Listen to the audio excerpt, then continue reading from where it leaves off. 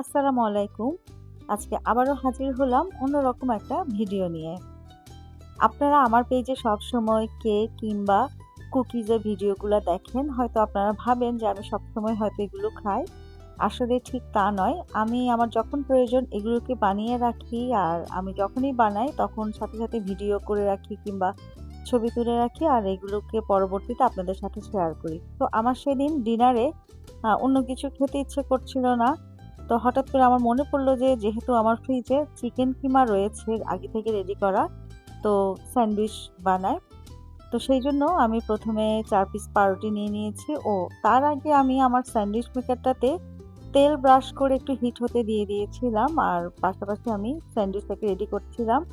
আ এটাতে আমি আ tomato sauce কিংবা মেয়োনিজ দিলে আরো বেশি মজা হতো। তো যেহেতু রাত হয়ে গিয়েছিল আমি আর অত ঝামেলা করলাম না। আমি শুধু চিজটাই দিয়েছি। তবে আপনারা চাইলে এর সাথে টমেটো সস, মেয়োনিজ, চিজ সবই দিতে পারেন। আসলে যতটা রিচ করা যায় ততই মজা।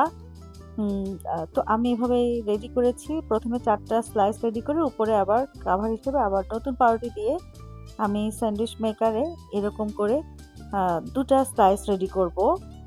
আর ২ টা থেকে ৪ টা আসবে মাঝখানে হাফ হয়ে। তো এখানে আমি ৫ থেকে ৭ মিনিটের জন্য বেক করতে দিয়েছি স্যান্ডউইচ মেকারে। এটা আসলে ডিপেন্ড করে আপনাদের উপরে।